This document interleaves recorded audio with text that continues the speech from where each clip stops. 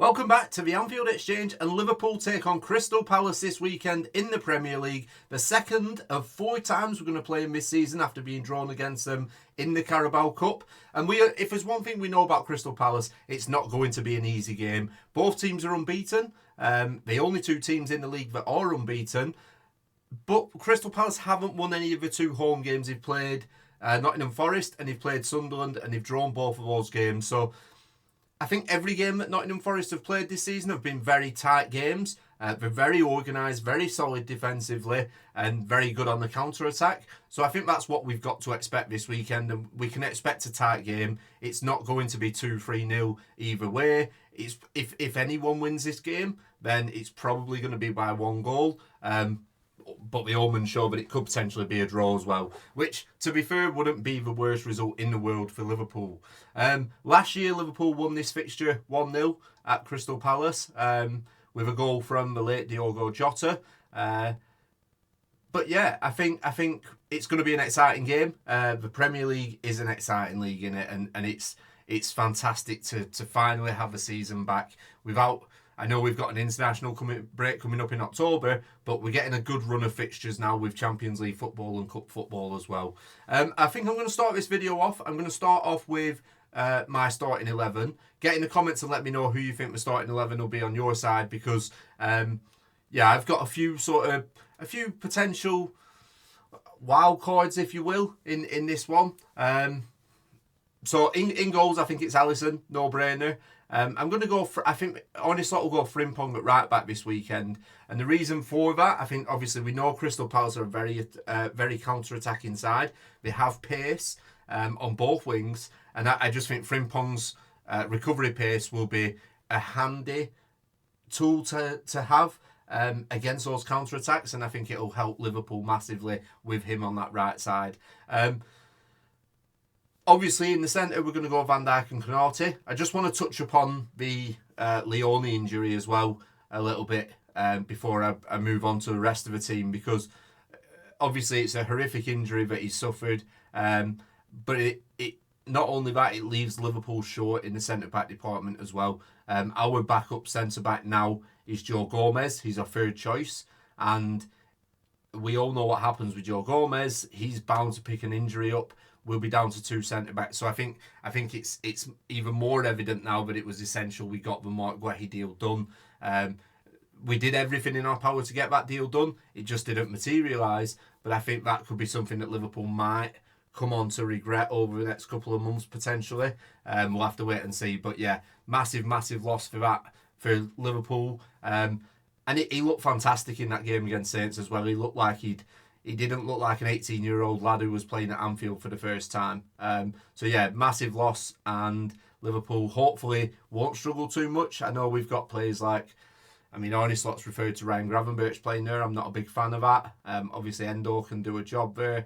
And it'll be interesting to see if Arne Slots comes up with anything else, because we've seen in pre-season Andy Robertson has played in that left centre-back position as well. So I'm sure we'll manage, but it is disappointing to see. Talking of a left-back position, I actually think this is a game for Andy Robertson to start. The only reason I think his experience will be vital in this sort of game. And as we saw in the Community Shield a few months back, Kirk has really struggled with the overlapping runs of Daniel Munoz. I think in that game, Cody Gakpo didn't offer enough support for Kirkes, and that's one of the reasons why he struggled. But I just think it would probably be wise to have the experience of Andy Robertson in there, just to help Liverpool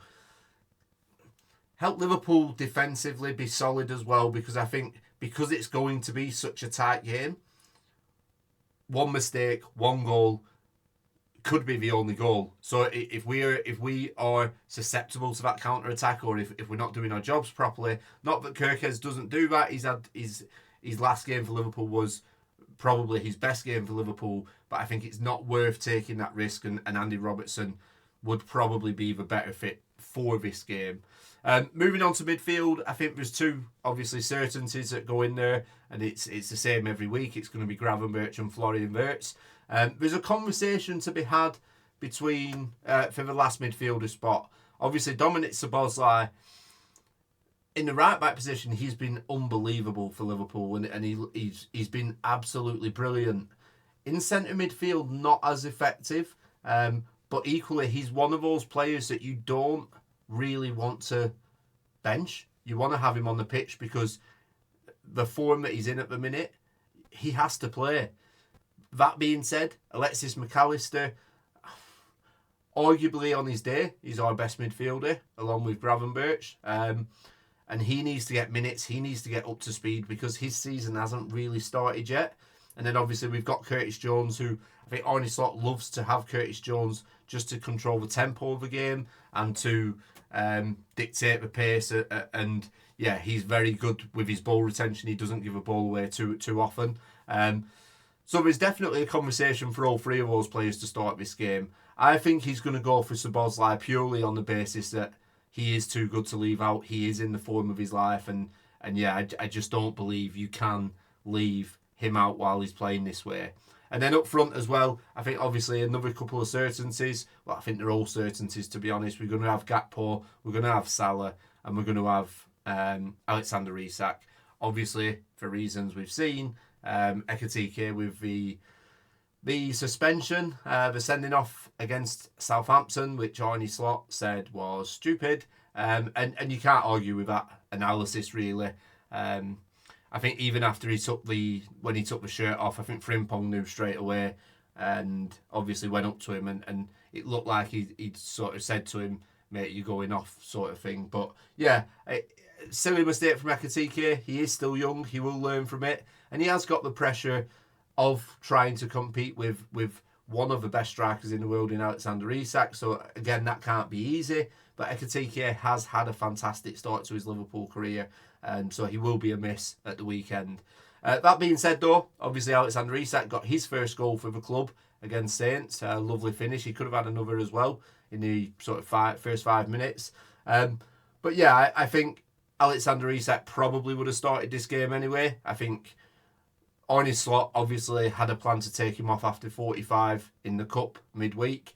And that was probably with an eye on this game for Alexander Isak to start. So I don't think anything's really changed there. I think the only difference will be when Alexander Isak does need to come off. I think maybe he'll get 70 minutes this week.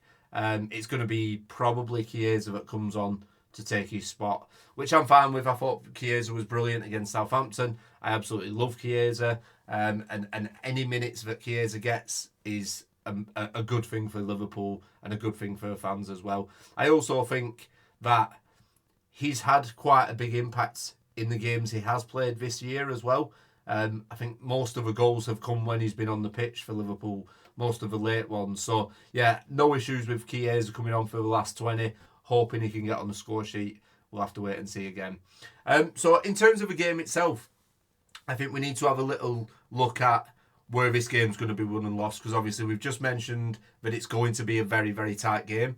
But I think this game can be won and lost with Alexander Isak. The reason I say that is that this is the reason that Liverpool brought Alexander Isak to the club, because it's these sort of games where you need your striker to step up.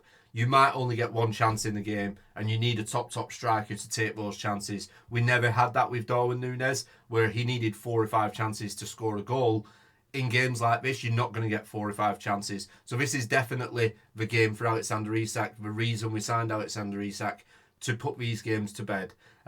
Obviously, Crystal Palace are very solid defensively. We've touched on that. But I think Alexander Isak has this ability to find chances. I'd say probably Chiesa has it as well.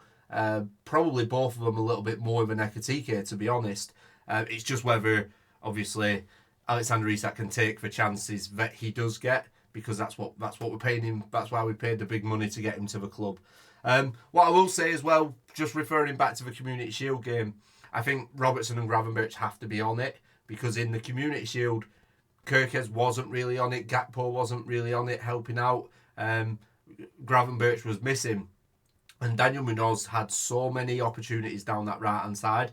That's a potential point of weakness for Liverpool, where we're probably going to have to try and adapt to what we did in the Community Shield in this game. I think Robertson and Gravenberch should be able to cover that. I think Gravenberch will be a massive help in covering that left-hand side. I think we had an unfit McAllister against them in the Community Shield. So, yeah, I think hopefully that does work, but it's something to just keep an eye on because Crystal Palace are very good coming down that side, and Munoz will run all day, and he will get into some good positions. Another aspect of the game itself is the counter-attack. I think Liverpool will need to defend well against the counter-attack, a lot better than what we've defended. Certainly in the first 3 or 4 games this season. I thought we did very well against Arsenal. I thought we did very well against Burnley. This will be an upgrade on Burnley. So as long as we can keep that mindset going and keep the fluidity going and the mentality, I'm sure we'll be fine. In terms of breaking down Crystal Palace, I think Liverpool need to move the ball quickly if we need to get at it from the off. You can't afford to be passengers in games like this because, like I say, you find yourself 1-0 down, the game could end 1-0. You could struggle to get back into the game. So I think Liverpool, we can't be having the Liverpool show up where we just get by in the first half and then make amendments in the second half and go on to get the win. I think this is one where we've got to be at it. I say from me off, I mean the full 90. We need to be concentrating because this is a very tough game. It shows with the fact that Crystal Palace are the only other team that haven't been beaten this season. And also as well, it's an opportunity to put a lot of pressure on Arsenal. Arsenal are 5 points behind us at the minute. They've got a tough game against Newcastle at St James's Park. They play that on Sunday. And we've got the opportunity to go 8 points clear before Arsenal play.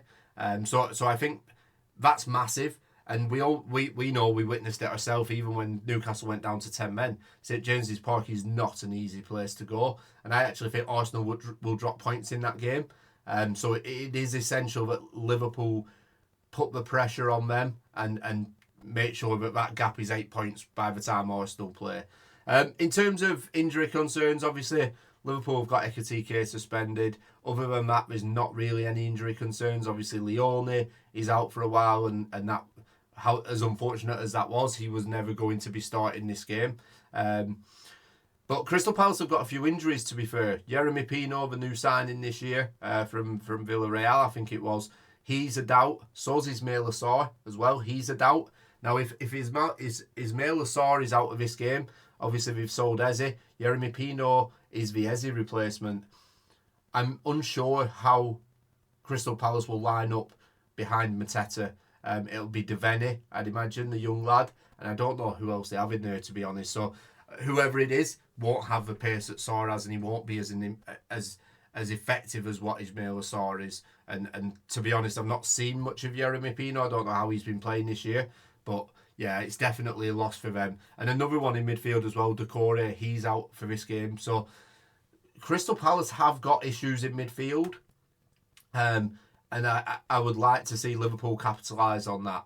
But what they have got in midfield is potentially a future Liverpool target, Adam Wharton. I'm a massive fan of Adam Wharton. I watched him a couple of times when he was coming through at Blackburn, and to be honest, at Blackburn, you could see glimpses of him, but Oliver Glasner's done such a good job to bring him on the way he has, because he wasn't this player at Blackburn Rovers. He was.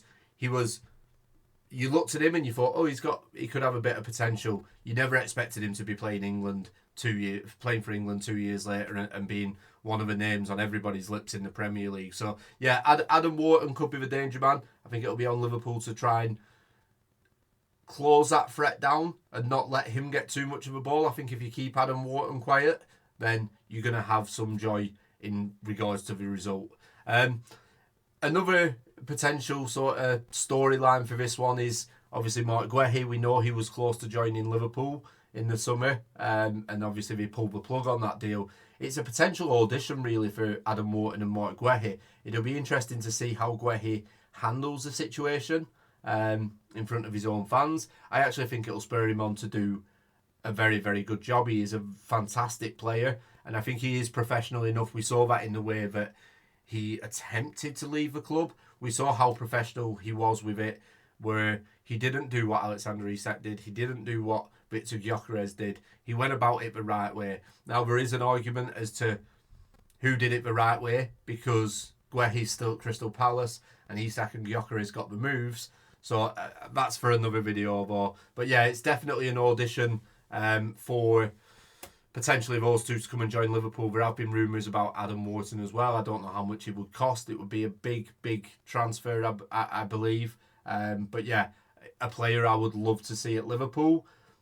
Then I look at the midfield and I don't really know where he would fit in and if we need him, to be honest. So I could only really see that transfer going ahead if Liverpool were to let one of their guys go. Obviously, Real Madrid have been rumoured to be interested in Alexis McAllister. And Gravenberch, I think, is on the verge of signing a contract extension, which we'll make another video on when that gets announced. But in terms of my channel, guys, so 68% of my viewers at the minute are not subscribed to the channel. I would massively appreciate it if you guys could subscribe, help me grow the channel. We've come so far in such a short space of time, and yeah, like I say, I would really appreciate it if you guys could subscribe. So get in the comments, let me know anyway. Let me know what you think of the video. Let me know your score predictions. Let me know who you think will start. Just before I go, my score prediction, I've struggled with this one. I've been thinking about it all week. So I do Super 6. On my Super 6, I've gone for a 2-0 Liverpool win. I know things are a lot tighter with Crystal Palace and are like very organised, and the results are very, very close. I just think Crystal Palace have lost Eze, and they've got a few midfielders that will be missing for this game. I actually think we'll get some joy in this. So I'm going to stick with my 2-0 win for Liverpool. And I'm going to go for another Alexander Isak goal. But let me know what you think in the comments. I'll see you on the next one.